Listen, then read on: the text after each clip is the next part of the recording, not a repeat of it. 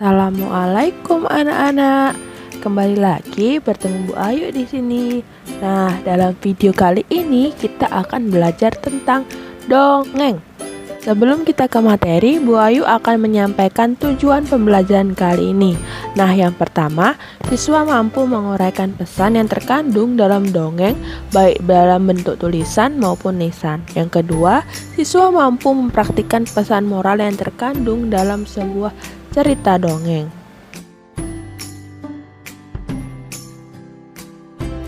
Oke anak-anak, Bu Ayu mau tanya nih, siapa sih di sini yang suka membaca buku, terutama buku tentang dongeng?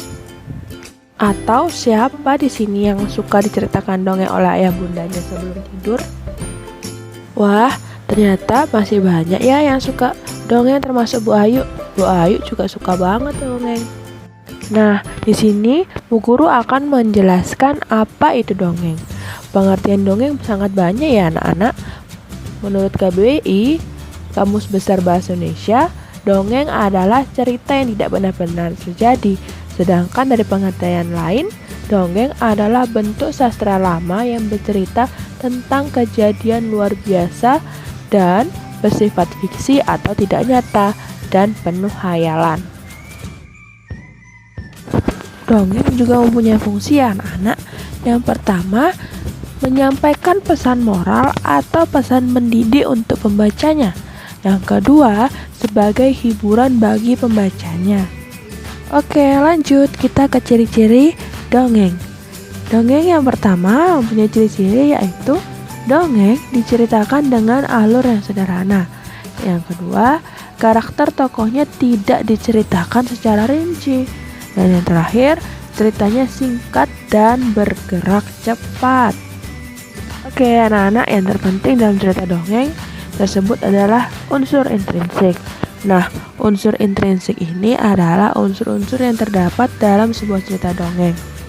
Unsur intrinsik yang pertama yaitu adanya tema, yang kedua latar, ketiga alur, empat tokoh, yang kelima penokohan, dan yang terakhir adalah amanat. Kita jelaskan satu persatu ya. Dengarkan baik-baik. Tema ini adalah ide utama yang mendasari sebuah cerita dongeng. Contoh tema dongeng yaitu tentang persahabatan, keluarga, dan lain-lain. Yang kedua adalah latar. Latar mempunyai arti keterangan mengenai waktu, tempat, suasana dalam sebuah cerita dongeng. Contohnya nih, latar waktu. Latar waktu ini terdapat pada pagi hari, siang hari, sore hari, dan lain-lain. Yang kedua, latar tempat bisa di rumah, di sekolah, di sungai, dan lain-lain. Yang ketiga, latar suasana. Suasana ini bisa mencekam, menakutkan, dan menyenangkan. Yang ketiga, alur. Alur ini merupakan urutan peristiwa dalam sebuah cerita dongeng atau jalannya cerita dongeng tersebut. Yang keempat, tokoh. Tokoh adalah para pelaku dalam sebuah dongeng. Bisa hewan, manusia, dan tumbuhan yang diberi nama, dan lain-lain.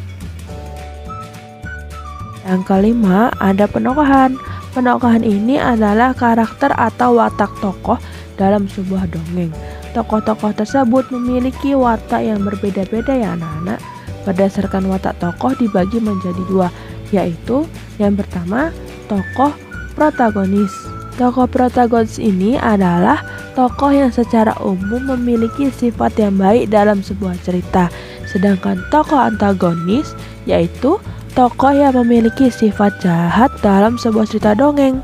Dan yang terakhir adalah amanat. Amanat ini adalah pesan moral yang ingin disampaikan oleh penulis kepada pembaca atau pelajaran yang dapat diambil dari sebuah cerita atau dongeng ya anak-anak. Nah, contoh dari dongeng yang paling populer di Indonesia, yang pertama adalah Malin Kundang. Yang kedua, Bawang Merah dan Bawang Putih. Yang ketiga, Batu Menangis. keempat, Jakataruk. Dan yang kelima, seperti contoh di buku LKS, yaitu pohon tomat dan pohon mangga.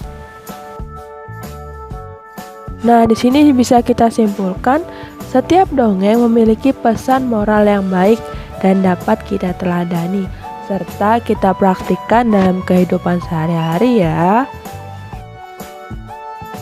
Nah, anak-anak, semoga penjelasan yang guru sampaikan bisa bermanfaat ya bagi kalian.